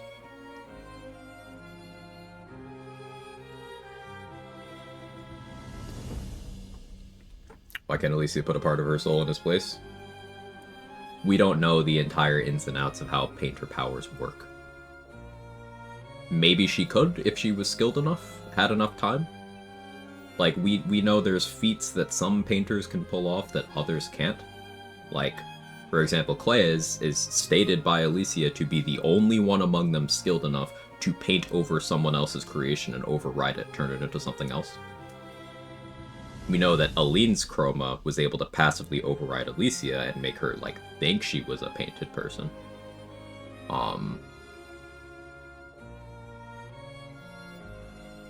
And we know, according to Clea, that Aline is more skilled a painter than Renoir is. So we can, like, loosely determine that the pecking order is Alicia at the bottom, understandable, she's a child, and Renoir above her, but below Clea and Aline. Whether Clea and Aline are better, we don't really know which. I'm inclined to think Clea is, but keep in mind how strenuous creating all of the humans in the canvas, creating Lumiere, and then fighting Renoir for 67 years probably was on Aline's powers. Like, she was incredibly nerfed by the time we got to her in the game, right? We don't really know. Verso is unknown as well. I'm inclined to believe Verso wasn't that great at it because it wasn't his passion. Even according to him, music was his passion. According to Painted Verso, real Verso's passion is music. And then there's even more audio logs of... There's one of Renoir talking to Verso about how, like, he should be honest. And the whole concept of Visage, the Axon, is that in life, Verso wasn't honest with his art. Which I think that makes it interesting that Painted Verso, one of his biggest character traits is that he's a liar. That's true to the original Verso, in a way of speaking, right? I think Verso's Soul Fragment is the thing that makes this canvas special in the first place, right? Because Mael or Aline could theoretically just recreate a new canvas entirely. I think that's up for interpretation. I'm inclined to believe that if if they were sufficiently, like, motivated to do so, they could reconstruct Lumiere and all of the painted people in their own new canvas without forcing Verso's soul to like, be the Atlas of the world, right? I'm of the belief that they could do that. Now, maybe they wouldn't be entirely accurate recreations, but I'm not so sure, because Aline was able to, you know, when she was at full power, create her painted family, and she was able to make painted Verso so convincing that he believed for a time that he was real Verso. Like, she gave him functional memories that made him think he was the real one. Time 21:55. Yeah, I've been yapping. We saw Alicia recreate Lune and Ciel after they were gommaged, though she used the chroma that they were made from in the first place, so I think it was like she restored a backup more than anything, if that makes sense.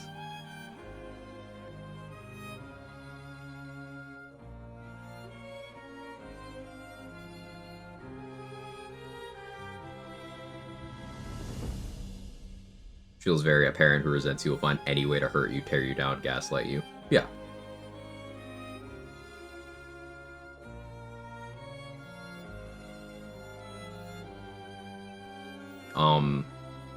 I think, like, in a perfect world, obviously, Aline and Alicia would be using the canvas responsibly. Like, the canvas wouldn't need to be destroyed because they wouldn't be intending to die in it. Because that's fully their intention. They don't intend to ever leave. Which means, at some point, they're going to die. Inside of it. So, like, golden ending. Renmar gets through to them. Yes, Verso. Renmar gets through to them, and they, like, arrange visitation, so to speak, with the canvas, and then everybody's chilling, right? Failing that,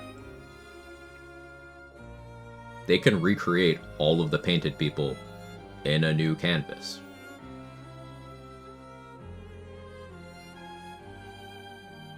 Because once again, Aline was their creator, not Verso. This idea that the painted people have to reside in this canvas, that's not necessarily true, because Verso didn't make them, Aline did. Now, with the Gestrals and Grandis, Verso made them, and their world got destroyed because of the battle between Aline and Renmar. Also, regarding, like, the ramifications of the Verso ending, by this point, all of the people in Lumiere are already dead. There are no humans left in the canvas, except for Expedition 33. So, Verso's ending is not killing them. Just want to clarify that, because they are already dead. He's not killing them.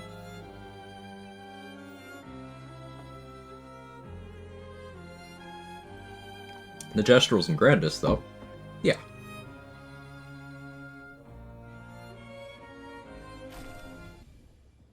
Can Alicia just talk to her mom? Her mom won't talk to her. Her mom blames her for Verso dying. So. And again, it shouldn't be on the teenager to do mental upkeep on her adult mother's, like, health. Mental, physical, otherwise. She's a child. Don't do this. Don't leave me again. It's gonna be okay. It's gonna be okay, huh? You've got this incredible power to paint. You'll never have to suffer a life you don't want. You're okay. You're okay. You're okay. I think about this scene every time we get the one earlier in the game where they're playing the piano together. It's the same song.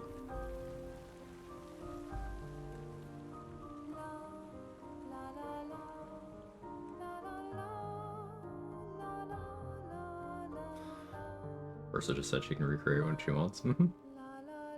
It could be him offering comfort. Those could be empty words. Again, it's well established that he is a liar. But I like to believe that that's true.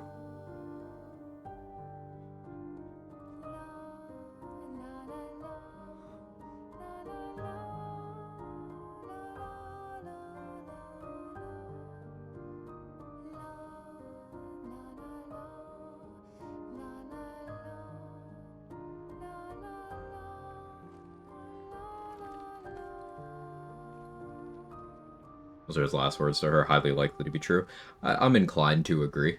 Like, at that point, he doesn't, aside from, like, sparing her feelings, he doesn't really have any motivation to be dishonest at that point.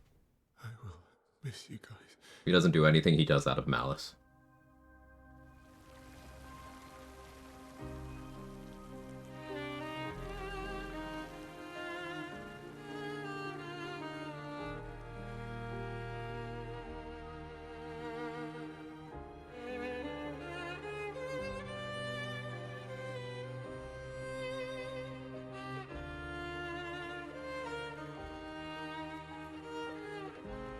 And again, in the previous cutscene, CL clocked that this was happening. Maybe not beat for beat, but she knew something was wrong immediately. Which is a great, consistent characterization.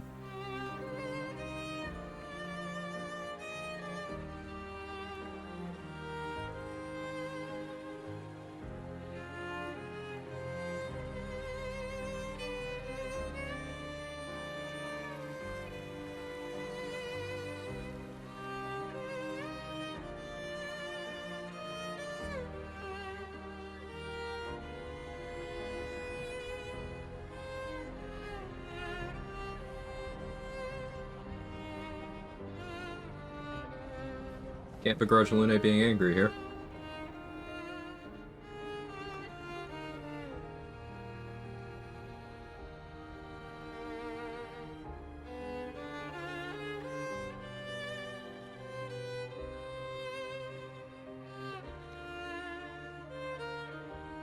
But despite the pain, this is still the right thing to do.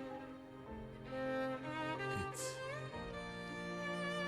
Of the options available. us.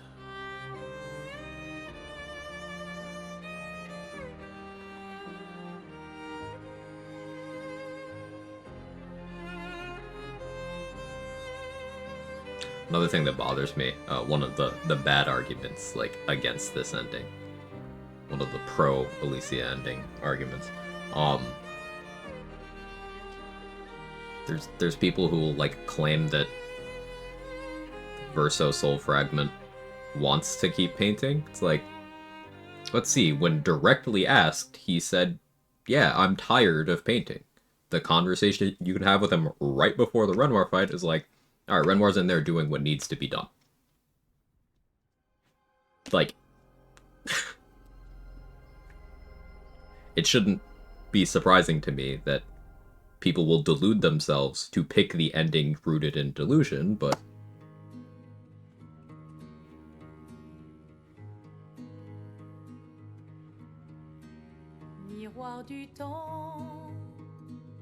this is also the song Luna is playing on her guitar at the beginning of the game. Dans le creux de nos mains, deux mondes se dessinent. L'un peint de rêve, où le chagrin s'efface. L'autre nu et réel, où notre deuil prend place.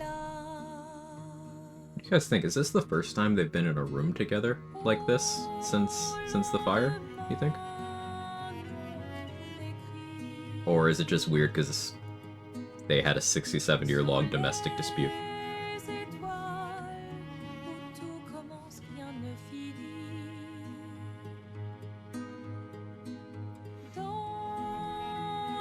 Is Clea not here? She is. See?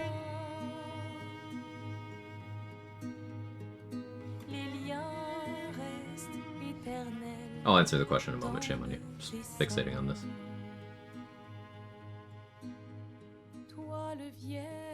Alright, I have some crackpot theories. I was talking to Prismatic about this one. I was like 10% joking when I said it, but... So I think Lune and Ciel are decomposite characters of Clea.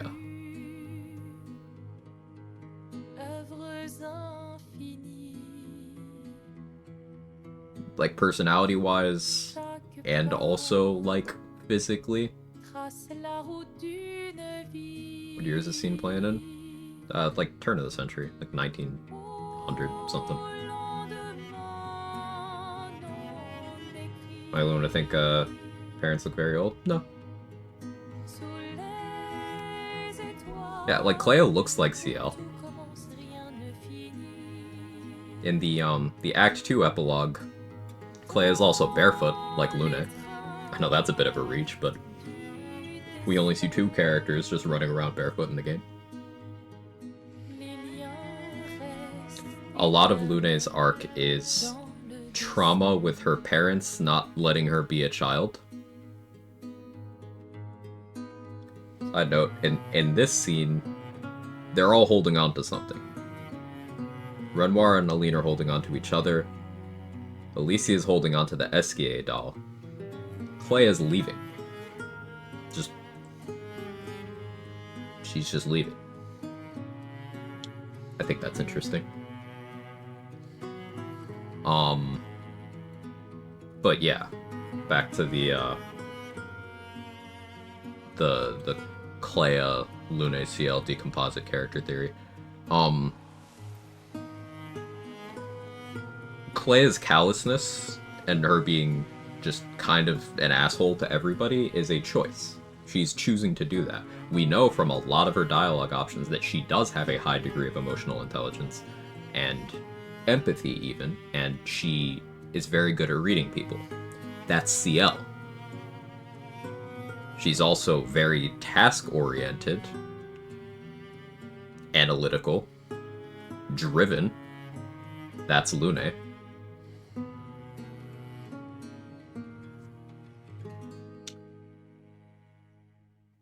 I find that interesting.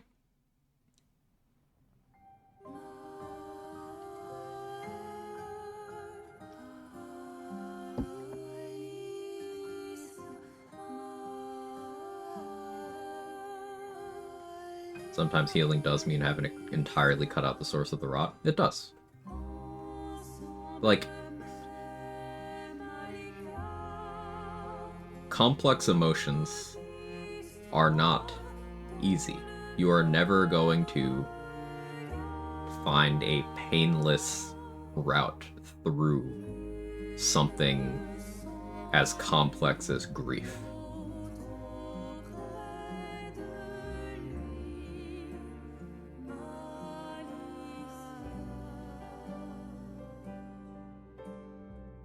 And I think the Verso ending pushing you towards accepting that and creating a real possibility for moving forward without continually hurting each other in this cycle of grief that is helping nobody, I think that's important.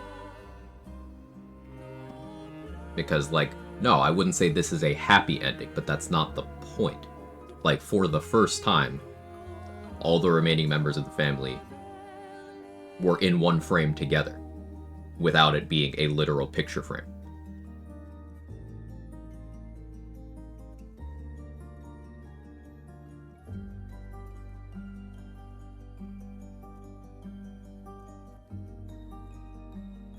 Maybe Ciel and the mother do have similarities, because Renoir, Verso, Clea, Lune, Alicia, Aline. Well, no, like, Verso was modeled after Verso.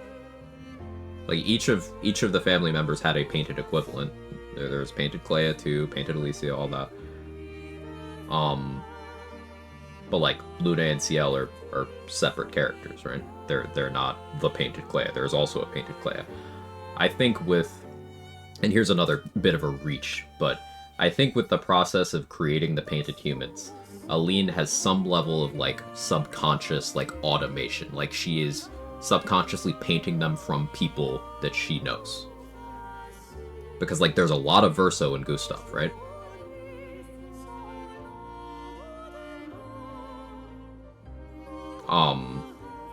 And with Lude and Ciel, there's a lot of Clea. But then there's also the physical similarities between Gustav, Renoir, and Verso. Which, sure, that could just be artistic license.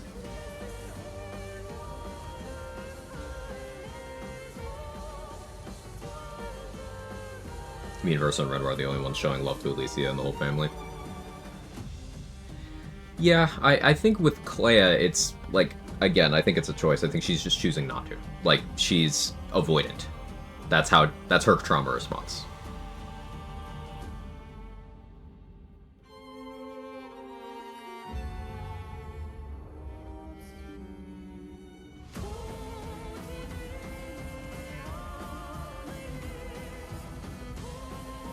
Do you think Clea being detached is a defense mechanism? Absolutely. I think she's, like, the archetypical parentified child. Like, she was forced to become an adult instead of having a childhood because her parents are too childish. Like, she's mothering Alicia more than Aline is because Aline hates Alicia's guts and won't do anything except sit in the canvas.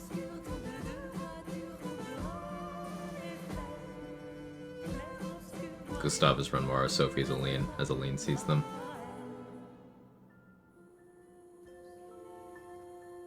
Never thought about that, but I think you're onto something there.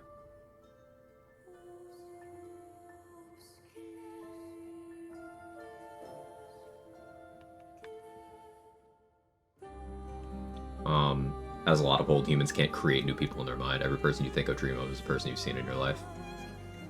Yeah, like, I think... And artists create from inspiration, right? So, like, in creating the painted, which we know Aline is not personally, like, creating every person as they're born and stuff, but, like, they're generated from her chroma, at the very least. I think creatively that's subconsciously using the people she knows. What do you think of build one fighter, X rogue, or fighting using finesse two-headed weapons, maybe great weapon master? Yeah, it's a fun concept. There's only 3 finesse two-handers in the game. But you can get one of them at the very beginning of the game, so you can do cool stuff with that. Doing like big number sneak attack with great weapon master is very unga bunga coded, and I like it.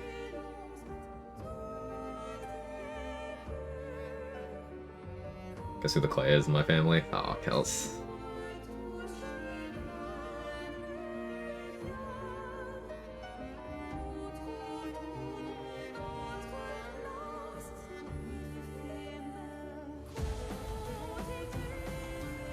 Maybe in Swashbuckler for counting the -5 with advantage. I mean, there's lots of ways to go about getting an advantage, but Swashbuckler would allow you to offset not having something like Alert in your feats, right? You get an initiative bonus at level 4.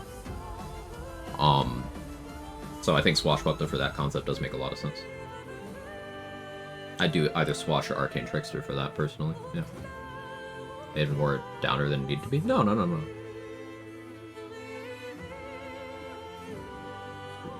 Showing the slightest bit of emotional vulnerability is not something you need to apologize for.